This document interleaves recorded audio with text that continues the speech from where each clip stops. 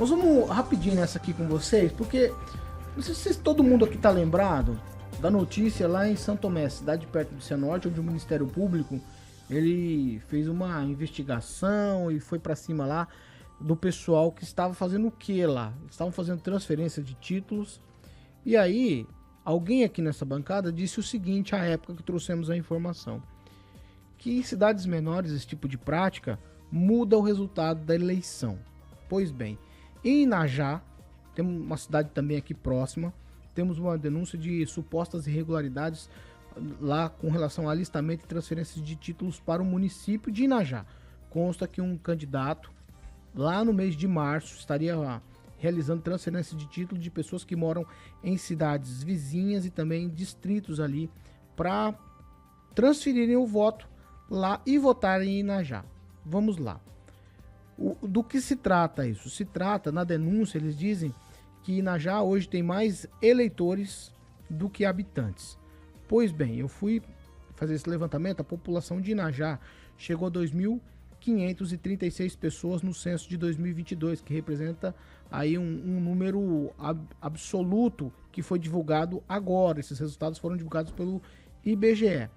No entanto, a cidade, em número de eleitores, num número que está no site, em uma matéria, no site do Tribunal Regional, e também lá, se você procurar lá no site do Tribunal, mostra que a cidade possui 2.567 eleitores.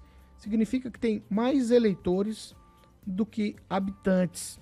E aí, esse é um embasamento da denúncia. E aí outras questões mais.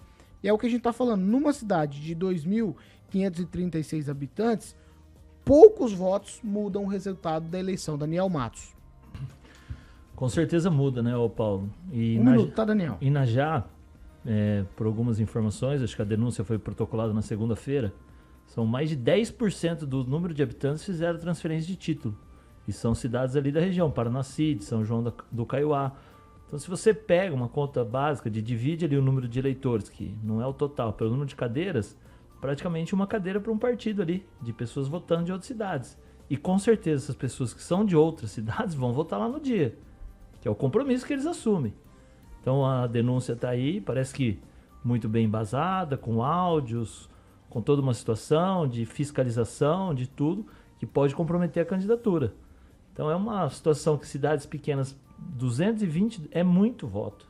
Faz muita diferença, ainda mais numa eleição que cidade de Inajá, para quem conhece, vai ser muito disputada a eleição lá entre os dois candidatos. A gente não vai falar os nomes, é uma eleição que esse tipo de situação não poderia acontecer. A pessoa mora lá em Paranacide, aí transfere o título para Inajá. Na hora de votar, vai votar lá em Inajá porque aconteceu alguma coisa, e aí depois não adianta reclamar. Então acho que foi feita a denúncia, agora cabe à justiça fazer o julgamento e trazer logo as respostas, né, Paulo?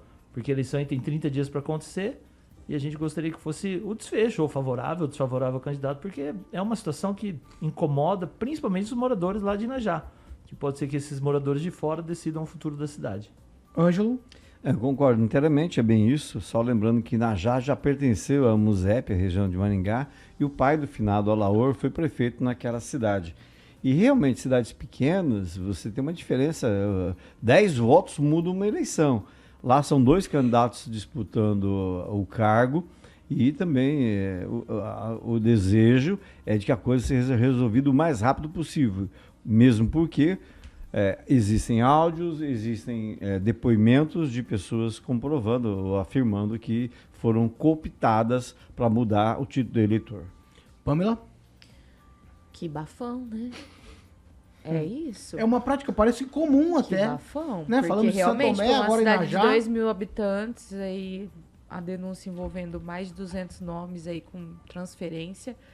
Gente, cidade pequena realmente, às vezes 10 votos faz diferença, você imagina nesse volume. Então que seja apurado, né, afinal de contas, não se pode ganhar uma eleição assim no tapetão, né? Quem que quer que seja que esteja lançando mão disso precisa responder tudo certinho, né? E isso precisa ser regularizado. Edivaldo? A malandragem, né? A malandragem política é genial. Não, e ainda bem que é só lá em Najá que acontece isso, né? Só É, isso que eu ia não, falar. Só parece que Ufa! Santo Tomé também, né? Não, Até agora. Santo Vai, Tomé, Divaldo, um minuto. só vendo para crer daí, então, em Santo Tomé. O que é interessante é que termina essa inscrição eleitoral lá em maio, é o último período em que se faz. O que me surpreende, e a Justiça Eleitoral é extremamente organizada, que já não se observasse isso naquele momento. Poxa, peraí, há algo errado nisso. Há uma migração aqui, né? Para fazer inscrição eleitoral, você tem que apresentar um documento. Você tem que apresentar, né, algumas situações, quer dizer, você tem que avalizar o que você está dizendo ali através de documentos físicos. E não se observa isso. Mas em diversos municípios, em pequenos municípios, como bem registrou aqui o Daniel, pequeno número de votos já muda todo o score, toda a performance de um determinado candidato. Então, se há todos os elementos, né, como diria o Quinha, né, se as provas são robustas, né, então eu acho que o caso aí vai avançar e muito. E acho que, inclusive, um outro pequeno município, mais ou menos desse porte, tem outro problema acontecendo.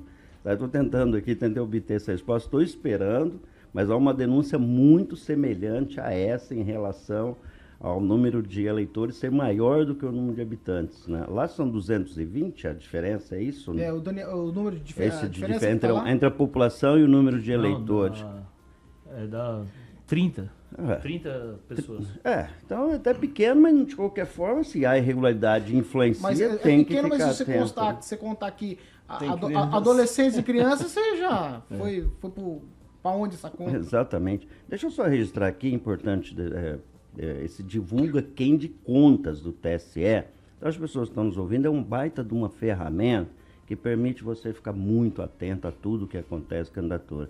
Divulga candicontas.tse. Se você divulga contas, você vai ter bastante informação lá.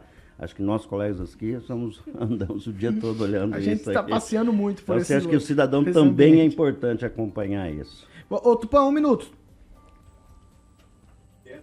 Não me traga pão, não, que eu não posso comer até as 8. Não quer pão não, Fernando. Não, aqui, a gente quer que você faça a sua participação agora. Pois é, Paulo Caetano, meu filho acabou de chegar da panificadora ali e enquanto eu faço o programa ele traz, mas eu tomei um remedinho aqui que eu preciso 1 hora de pausa de comida para ele fazer efeito. Eu tenho um problema na tireoide, eu tenho 2 problemas, gota e tireoide. Você vê, olha, será que é a água? O que será que é isso? Eu sei que a tireoide é o problema do sal que a gente teve e acredito que alguns de vocês devem ter esse problema também. Mas, Paulo Caetano, eu vou te falar uma coisa. Aqui em Curitiba não acontece isso, que a cidade é bastante grande. Mas há alguns casos que acontecem no interior aí que a gente fica sabendo porque são julgados. O TRE tem, sim, maneiras de fiscalizar isso. E qual é? É verificar o endereço dessas pessoas, aonde é, e geralmente eles pegam assim 8, 10 pessoas com sobrenomes diferentes, idades diferentes no mesmo local. Então, é bem fácil e não é difícil de fiscalizar isso, e os próprios advogados, assim, colocando um estagiário, já resolvem o problema e acabam com essa farra desenfreada do voto. Paulo Caetano.